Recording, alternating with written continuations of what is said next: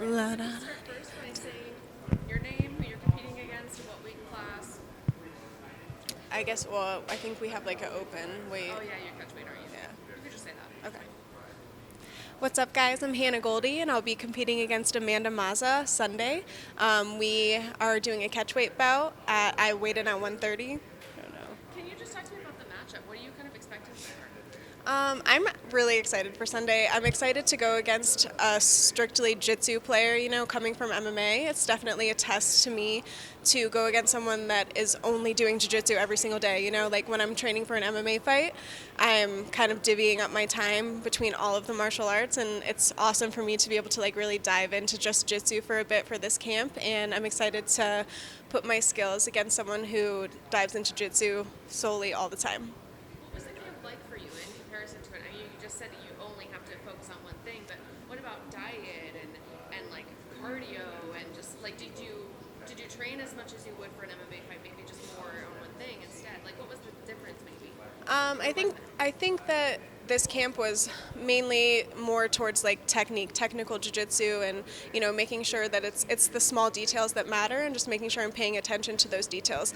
I am an elite level athlete, and I'm not only in shape when I'm going to fight. I stay in shape all year round, so it's not so much for me to like get into shape as it is just to be consistent and work on the right things. So train smarter, not harder.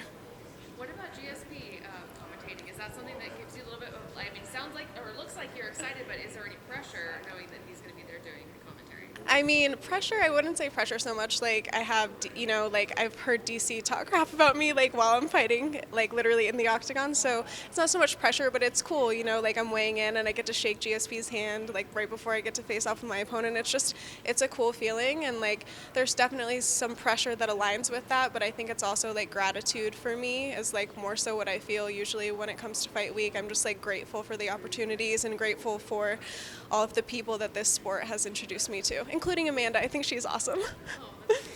So when you're hearing that, like when you're hearing DC or maybe potentially GSP saying something that maybe you don't agree with or isn't, maybe is correct, but you're like, I don't need to hear that right now. How do you kind of put that aside?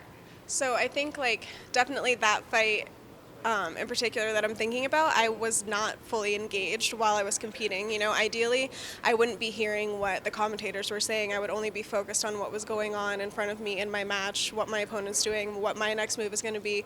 So I think the answer to that question would just be like total engagement to me, like equals peak physical performance. So just staying engaged with the match and, paying attention to what's going on and not really giving a crap about like what the commentators may or may not be saying about me. Does that change how you view that person later too? I mean, like I was asking one of the guys, like his hero is GSP. Is like, what if you go home and you realize he said something bad about you? Does that change? Does he not become your hero anymore? No, I mean, for me, I think like the level that like those at like GSP, DC, like the level that they're at is like I have to respect what they say. You know what I mean? Like, and looking back, like I probably wasn't doing the right thing at the right time. So for me, it's like constructive criticism, and like I respect their opinion and I respect their knowledge. So it's like, okay, let me look at what they said and go back to the drawing board and then see how I can fix that. And hopefully they don't say that about me the next time. But I did make a joke about like fighting DC after I won one of my fights, and I was like, maybe I'll call him out next. Can you do a But grappling match? yeah, That I would be mean, more like definitely yeah. catch weight. Yeah, Definitely. definitely.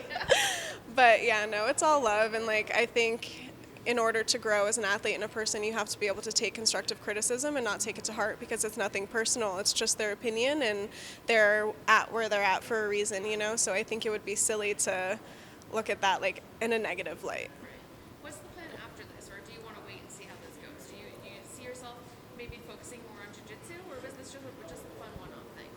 So ideally, I did really want to fight before the end of the year. Unfortunately, I have to get surgery in a couple weeks, so this is kind of going to be like my last hurrah, probably until a couple months into the new year. I would love to continue competing in jiu-jitsu. Like this opportunity, I'm so grateful for, and I would love to have more like this. I definitely am still focused on MMA as well, but for me right now, it's kind of just like I'm going with the flow, and like what comes is what's supposed to come, and I'm just going to take it one step at a time. I just thought of another question. I don't know if I told you that was the last one or not. This one will be the last one. Have you noticed that opportunities are harder or easier or the same for women in MMA versus jiu-jitsu? I guess like it would be difficult for me to answer that question like as women in general because like my experience is going to be different from maybe another woman's experience. I think that when I first started 10 years ago, it may have been a bit easier for women to kind of like break into the scene because there wasn't as many competitors, there wasn't as much like talent. But now it's like girls are so talented, like on all fronts, starting at such young ages. And it's like you really have to be like the best of the best. You know what I mean? Like you're going to be exposed very quickly if you're there for the wrong reasons. So I don't think I think it's getting to the point where it's not any easier for females because the talent is so high and stacked that like you've got to show it. You've got to show that you deserve to be there.